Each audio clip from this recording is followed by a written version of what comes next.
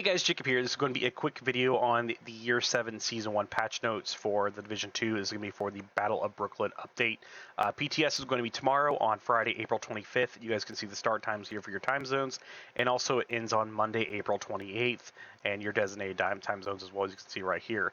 Now this isn't a long patch note page, but we're going to go through and talk about some of the things that are entered as quickly as possible.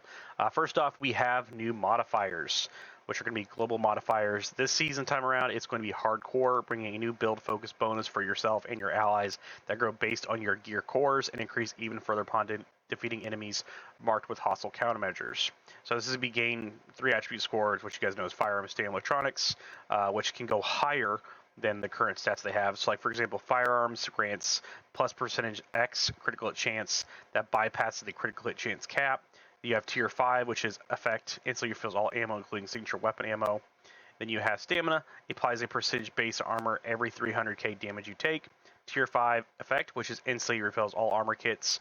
Then you have electronics, every time a skill is used, the cooldown on your other skills is reduced by percentage of current value.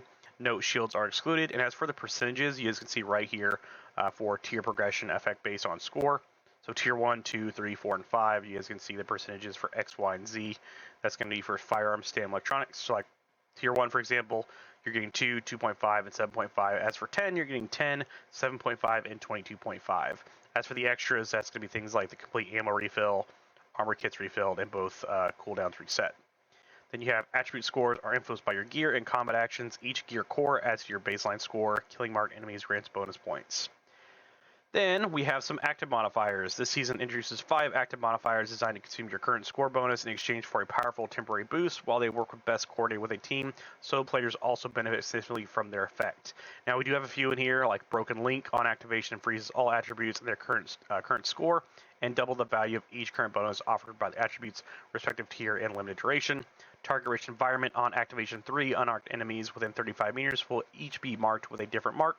For the next 15 seconds, your kills and assists will yield ×2 attribute score multiplier. After 15 seconds are up, freeze the attributes.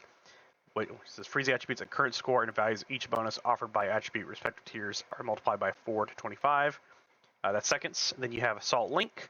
On activation, the player's firearm score is set to tier 5. For the duration of the ability, allies within 10 meters are granted a firearm score bonus. When cast, the players gain a 5% weapon damage for every non-red core equipped. Bonuses are frozen, and bonuses are multiplied by 4 for the duration of the modifier. Then we have Security Link. On activation, the player's stamina score is set to tier 5. For the duration of the ability, allies within 10 meters are granted a stamina core bonus. When cast, the players gain 60k extra max armor for every non-blue core equipped. Attributes are frozen, bonuses are multiplied by 4 for the duration of the modifier. Duration is increased by 3 seconds for each ally nearby at the time of activation. Then we have finally Tech Link, which is on activation, the player's electronics score is set to tier 5 for the duration of abilities. Allies within 10 meters grant an electric score bonus when cast. All players gain a 10% skill efficiency for not every yellow core equipped, which this is pretty much, these are all kind of the same. Attributes are frozen, bonus are multiplied by 4 for the duration modifiers. Duration increased by 3 seconds for each ally nearby at time activation. So these are pretty much the same, which it is kind of funny because we do have the Assault Link, the Security Link, and the Tech Link. This reminds me a lot of, which you guys will notice in these patch notes, of the Division 1, so it is kind of funny. Then we have passive modifiers. This season's passive modifiers are directly tied to the current attribute tiers. As long as you meet the requirements tier for this passive attribute, the corresponding bonus is active. You drop below a tier, the bonus becomes inactive, which you have loaded up, which is 25% of your critical chance is added as a critical hit damage. Critical damage while maxed tier in firearms. Specialized signature weapon damage is boosted by 10% for each firearms tier. Then you have extra padding, gain 5% protection from elites per blue core while maxed tier in stamina. That is cool because if you have protection from elite mods already and you have this, you literally can just tank elites. It's kind of cool. Safety first has protection increased by 7.5% for each stamina tier. That's cool. While in max electronics tier, 50% of the current skill haste bonus is adding a skill damage bonus. And you have interference blocker, which is disrupt resistance increased by 10% for each electronic skill tier. Then the best kind of defense, while at tier 3 in both firearms and stamina, gain 5% headshot damage for every 200k armor you have. Supportive, while the last tier 3 in both stamina electronics increase ongoing incoming repair by 50%. Tech upgrades, which is at least tier 3, both in firearms and electronic, increase skill duration by 25% for current CHD value. Multitasker, while at tier 5, in all attributes you receive a 7.5% weapon damage, 85 max armor increase, and plus skill tier. And a tier a day. For each tier in any attribute, gain 5% health. Next, we have a hostile countermeasures. This season introduces hostile countermeasures, especially enemy buffs represented by marks. Enemies can spawn with 1, 2, or 3 unique marks, each providing different advantages. Marks are directly tied to the global modifiers and the attribute score system. So you have firearm marks, stamina marks, electronic marks. For example, firearms, the marked enemies gain a plus 10% damage and 20% movement speed. Stamina marks, you gain critical hit damage is reduced by 50% of this enemy, which is marked enemy gains overheal. And then you have the electronics marks. The marked enemy takes negative 33% damage from skills and negative 33% damage to weak points. While their gadgets are deployed, they take negative 33% damage. Wow, that's going to suck. No, enemies cannot receive the same mark more than once, but they can carry multiple different marks at the same time. Killing for engaging marked enemies. Killing a marked enemy grants the score points for each attribute corresponding to the marks. Assisting, dealing any damage grants score points per relevant attribute to or when the enemy dies. Skill kills count as assists, not kills. Skill-based assists do not grant any score points. The gear weapon talents, which a lot of these I know some of you guys are probably excited about because I did see a few of them already. That's why I was talking about how this kind of reminds me of Division 1. We have the Pack-In back, or the Pecan Pack-In, we're going to call it. A lot of people call it different in Division 1. But each kill with this weapon grants a stack of 50% magazine size for the next magazine up to 4 stacks. The exotic mods, we have 5% weapon damage, plus 20 rounds, 5% critical chance, and 5% critical chance on the muzzle and barrel. So that's pretty cool. We're getting the exotic RPK-74 back from Division 1. And Nimble. A lot of you guys probably don't remember this, but Nimble was probably the best high-end holster in the game back in Division 1. It was up there with the Refresh Mask because it constantly kept you alive. But the Nimble holster is now an exotic. Which you have the talent Bob and Weave. Receive a 5% repair for every 1 meter run to cover to cover. Damage taken while doing cover to cover is healed over 10 seconds. Tinker Exotic Mask, which this is, you guys are probably going to know what this is. Talent Abridged. If your primary and secondary weapon are non-exotic or named and is the same type, the secondary weapon talent will be applied to the primary weapon. This is literally Alpha Bridge. This is 100% Alpha Bridge. And that is funny to me seeing that. Then we have the new gear, which is going to be Eminence Armaments, which is a brand set. You get weapon damage, and this is interesting. 2 pieces give you 100% increased threat. I remember increased threat back in Division 1. That was something that everyone with muzzle brakes used to have for increased threat on their guns and stuff like that. Then you have 60% pistol damage. So I don't know if this is supposed to be like a John Wick build or something for pistols, but where people just shoot at you constantly and you just have tons of weapon damage. The named backpack is called the Cap'n Perfect Leadership. So now we have Perfect Leadership. Performing a cover to cover grants 20% of your armor as bonus armor to your allies for 10 seconds. This is tripled if you end within 10 meters of an enemy.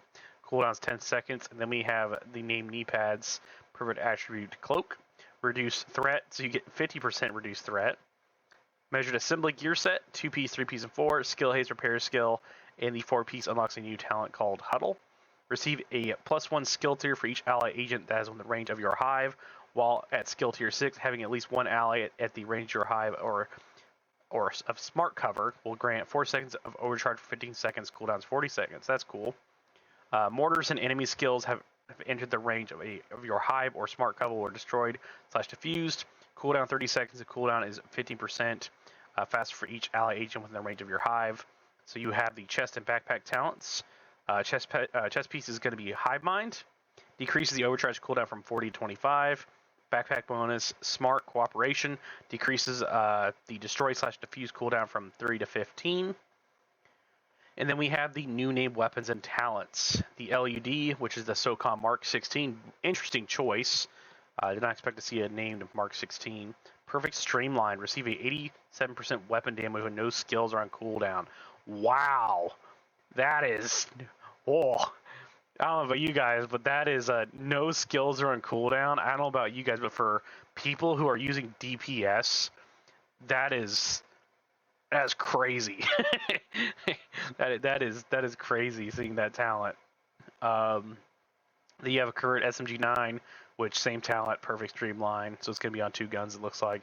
Then we have the weapon talent, which is Perfect Streamline, receive 87% weapon damage for no skills on cooldown. Kilo changes progression objectives. Seal's journey objectives can now be progressed while playing in co-op. Known issues, modifiers and UI. So these are the last few things. Cap and backpack talent description have not been updated. Okay, these are basic things that just have not been updated. Modifiers, assault link, security link. Modifiers do not gain extra duration per ally. The hardcore glow modifiers, electronics cooldown reduction, does not trigger for skills that use charges and traps. UI, I'm sure that will all be fixed. But seeing some of these like that, this is something that is crazy. Seeing that 87% weapon damage when no skills are on cooldown. So I wonder if this is going to make people use. I don't know. I don't see it on here where it says just the normal talent. If you can just roll this on other things, maybe it's going to be unique to these guns. I doubt it because usually there's another version that's not named.